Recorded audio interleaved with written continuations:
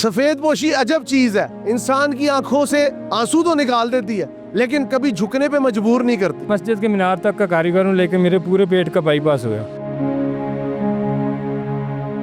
अल्लाह की कसमें 24 से 40 रुपए का चलान, दिहाड़ी है दी रक्शे की 2000। जिस दिन हो गया चलान, अगले दिन आटे रोटी तो तंग।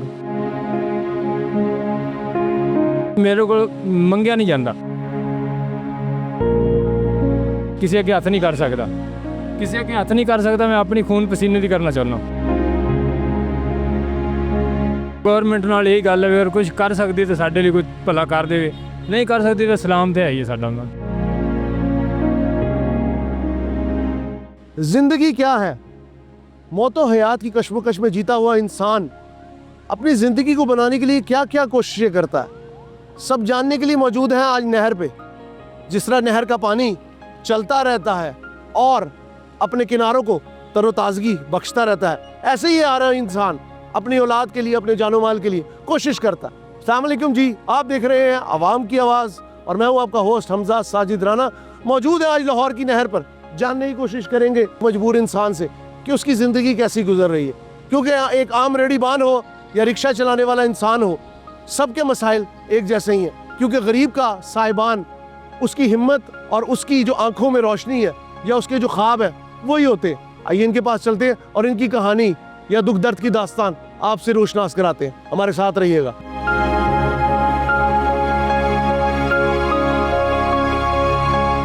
जी व्यूअर्स, इस वक्त हम मौजूद हैं जेल रोड पे। यहाँ पे एक रिक्शे वाले भाई मौजूद है। अस्सलाम वालेकुम। की हाल हाल? शुक्र अल्लाह दा जी।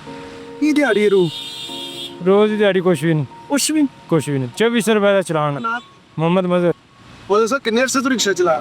तकरीबन मैंने 7-8 महीने हो गए। 7-8 महीने तो पहले की करते? ਇਹ ਤੋਂ ਪਹਿਲੇ ਮਿਸਤਰੀਆਂ ਦਾ ਕੰਮ ਕਰਦਾ ਸੀ, पेट ਦਾ ਬਾਈਪਾਸ ਹੋਇਆ, ਇਸ ਕਰਕੇ ਰਿਕਸ਼ੇ ਤੇ ਆ ਗਏ। की समझते हो कि जिंदगी तो को गिला है या गवर्नमेंट तो गिला है या अपनी जात तो ही गिला है कि यार शायद मेरे ची को नकाम? नहीं, ਸਾਨੂੰ ਆਪਣੇ ਆਪ ਤੇ ਗਿਲਾ,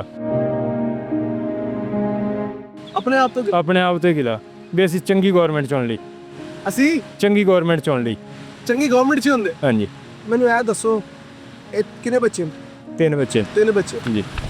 ਜ਼ਿੰਦਗੀ ਚ ਬੜੇ ਨਸ਼ੇਬੋ ਫਰਾਜ਼ ਆਏ ਹੋਣੇ ਨੇ, ਜੀ ਬਿਲਕੁਲ। ਉੱਤੇ ਥੱਲੇ ਹੋ ਜਾਂਦੀ। ਜੀ ਜੀ। ਬੱਚਿਆਂ ਵਾਸਤੇ ਕੀ ਖਾਬ? ਬੱਚਿਆਂ ਵਾਸਤੇ ਬਸ ਕੋਈ ਨਹੀਂ, ਖਾਬ ਦੇਖਣ ਨੂੰ ਤਾਂ ਬੰਦਾ ਕੀ ਕੁਝ ਦੇਖਦਾ ਵਾ ਕਿ ਪੂਰੇ ਨਹੀਂ ਹੁੰਦੇ, ਕੁਝ ਵੀ ਨਹੀਂ ਲੱਭਦਾ।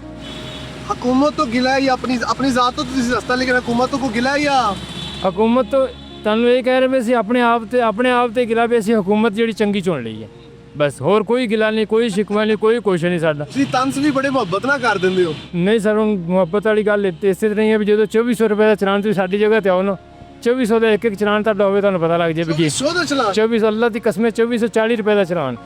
2440 और 40 रुपए उत्ते भरने पैंदे जी। 2000 ਦਾ ਚਲਾਨ, 3000 ਦਾ, 300 ਦਾ ਚਲਾਨ, ਦਿਹਾੜੀ ਇਹਦੀ ਰਕਸ਼ੇ ਦੀ 2000 ਰੁਪਏ। 2000 ਦਿਹਾੜੀ ਹੋ ਗਈ ਤੇ 2400 ਦਾ ਚਲਾਨ ਜੀ। ਅਗਰ ਇੱਕ ਦਿਨ ਹੋ ਗਿਆ, ਇੱਕ ਦਿਨ ਤੇ ਉਧਾਰ ਤੇ ਚਲਦੀ ਸੀ। ਜਿਸ ਦਿਨ ਹੋ ਗਿਆ ਚਲਾਨ, ਅਗਲੇ ਦਿਨ ਆਟੇ ਰੋਟੀ ਤੋਂ ਤੰਗ। ਪੁੱਛਣ ਵਾਲਾ ਦਿਨ ਨਹੀਂ ਕੋਈ ਨਹੀਂ। ਕੋਟ ਕਿਹਨੂੰ ਦਿੱਤਾ ਸੀ? ਵੋਟ ਅਸੀਂ ਅੱਲਾਹ ਦੀ ਮਿਹਰਬਾਨੀ ਨਾਲ ਸ਼ੇਰ ਨਹੀਂ ਪਾਇਆ ਸੀ। ਤੇ ਫਿਰ ਸ਼ੇਰ ਤੇ ਵਡੇਰ ਹੋਇਆ ਪਿਆ ਨਾ ਤੁਹਾਡਾ। ਬਸ ਮੇਰੇ ਇਸੇ ਦੀ ਹੋਇਆ ਪਿਆ। ਹਾਂਜੀ। ਸ਼ੇਰ ਮੈਨੂੰ ਇਹ ਦੱਸੋ, ਤੁਹਾਡਾ ਦਿਹਾੜੀ ਦਾ ਟਾਈਮ ਹੈ, ਮੈਂ ਬਹੁਤਾ ਵਕਤ ਨਹੀਂ ਲਵਾਂਗਾ ਜੀ, लेकिन ਤੁਸੀਂ ਸਾਡੇ ਪਿਆਰੇ ਹੋ, ਸਾਡੇ ਵਾਸਤੇ ਕੰਮ ਕਰਦੇ ਹੋ। क्योंकि मेरा मानना नाज़रीन, हर गरीब आदमी जिसने अपनी ज़िंदगी में थोड़ी सी भी मेहनत की है वो काबिल इज़्ज़त भी है, काबिल फ़ख्र भी है, काबिल सताइश भी है और काबिल तहसीन भी है। मैनू यह दसो, जिंदगी च बड़ा वक्त लंघ गया, हुण थोड़ा वेला ही रह गया, बच्चों वास्ते की ख्वाब ने? ਬੱਚਿਆਂ ਵਾਸਤੇ ਖਾਬ ਇਹ ਹੈ ਕਿ ਅੱਲਾ ਕਰੇ ਸਾਡਾ ਕੋਈ ਨਾ ਕੋਈ ਜੁਗਾੜ ਲੱਗ ਜੇ ਜਿਹਦੇ ਨਾਲ ਸਾਨੂੰ 2 ਮਰਲੇ ਜਗ੍ਹਾ ਲੱਭ ਜੇ ਆਪਣੀ ਬਹਿਣ ਨੂੰ, ਬਸ ਹੋਰ ਕੋਈ ਖਾਬ ਨਹੀਂ। किराए ते रहंदे हो? ਕਿਰਾਏ ਤੋਂ ਵੀ नहीं ਸੀ। ਇੱਕ ਬੰਦਾ ਅੱਲਾ ਉਹਦਾ ਭਲਾ ਕਰੇ, ਮੇਰੇ ਬੱਚੇ ਪਿੰਡ 'ਚ ਹੀ ਰਹਿੰਦੇ, मैं ਇੱਥੇ ਇਕੱਲਾ ਹੀ ਹਾਂ। रिक्शा अपना? नहीं, रिक्शा भी दिहाड़ी का। रिक्शा भी दिहाड़ी का? तो जब मिस्त्री का काम करते थे, मजदूरी का, वो ज़्यादा बेहतर था? वो बेहतर था। मस्जिद के मीनार तक का कारीगर हूँ, लेकिन मेरे पूरे पेट का बाईपास हुआ है। इस की उम्र क्या? 40 साल। 40 साल उम्र है जी। 40। व्यूअर्स, ये बंदा जो दिखने में आपको शायद 50-60 साल का लगे, इस ज़माने की सितम ज़रीफ़ी ने, इस ज़माने के पैरहन ने शायद इसके हाथों से इसके औजार लेकर इसको एक मशीन थमा दी है। लेकिन कितनी, मैं कहूँगा हमारी बदबख्ती की बात है, हम जैसे लोगों की।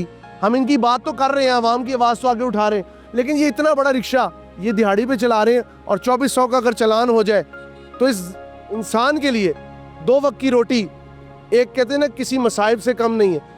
आखिरी गल करांगा तुहाडे नाल मैं, क्योंकि खुद भी बड़ा परेशान हाँ तुहानूं सुन के। की लगदा है आने वाला वेला चंगा होएगा या सिर्फ उम्मीद ते दुनिया भग? बस सानू तो यही है कि भी आने वाले वेले दे विच यही है कि भी सानू अगर कुछ गौरमेंट नाल यही गल है, अगर कुछ कर सकदी तो साडे लिए कोई भला कर देवे, नहीं कर सकदी तो सलाम ते है ही है साडा नाल। सलाम है। सलाम है, फिर साडा सलाम ते आई है ना, फिर असीं मजबूरी ते सलाम ते करदे ही हैं ना। बाईपास तो बाद कितने घंटे रिक्शा चलाते रोज? मैं तकरीबन 8 से 10 घंटे। 8 से 10 घंटे? अगर 8-10 घंटे नहीं चलाइए तो सानू बचदा ही कुछ नहीं ਇਹਦੇ ਚ।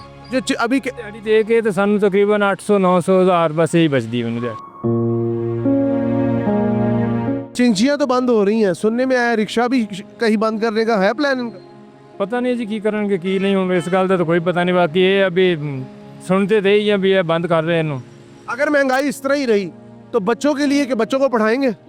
बच्चे तो माशाल्लाह पढ़ ही रहे लोगों की इमदाद नाल। लोग इमदाद साढ़े पिंड माशाल्लाह साਡਾ चंगा और गौरमेंट के स्कूल च पढ़ रहे।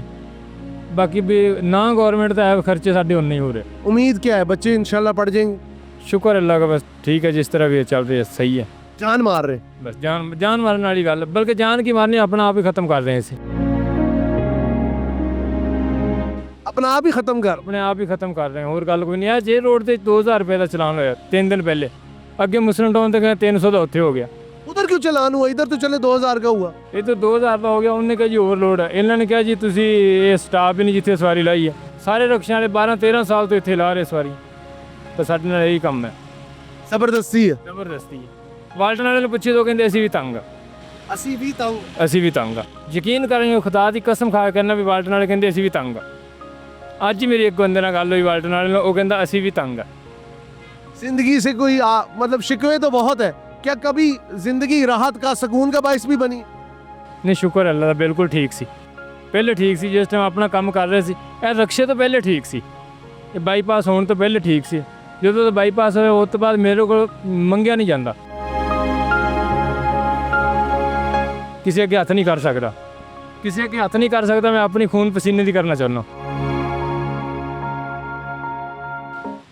तो ये मेरी मोहम्मद मजहर साहब की ये गौरमेंट ने मेरी यही अपील है भी जेडे बंदे मंगना नहीं चाहते उन्होंने मंगण ते मजबूर ना करें।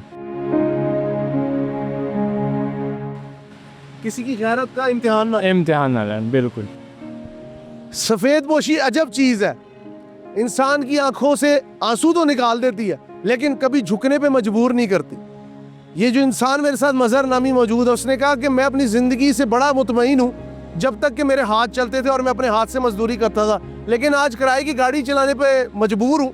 बच्चों के लिए बड़े हसीन ख्वाब है, लेकिन उन ख्वाबों का पुरसाने हाल कौन होगा? आप होंगे, मैं होऊंगा, आने वाला वक्त होगा, या यहाँ की सरकार होगी? बहुत बड़ा सवालिया निशान आपके लिए छोड़े जा रहा हूँ। लेकिन इस तरह के हज़ारों लोग, मरियम नवाज शरीफ साहिबा सड़कों पर रोज़ाना अपनी मैं को ज़िबा कर कर, अपनी कहते ना अना को मार कर जीने की कोशिश करते हैं। रोज़ यही सोचते हैं कि आने वाला कल बड़ा खूबसूरत होगा। इनके आने वाले कल को खूबसूरत ज़रूर बनाएं। आपने बहुत बेहतर और बहुत अच्छे काम किए, लेकिन अवाम आपसे और का भी मुतालबा कर रही है, और ये मुतालबा शायद इनके खून पसीने से ज़्यादा कीमती तो नहीं है, लेकिन ज़रूरी है। इसी के साथ अवाम की आवाज़ के इस सेगमेंट के साथ अपने होस्ट हमजा साजिद राना को इजाज़त दीजिए। अपने कीमती फीडबैक से हमें ज़रूर आगाह करिएगा। अल्लाह हाफ़िज़।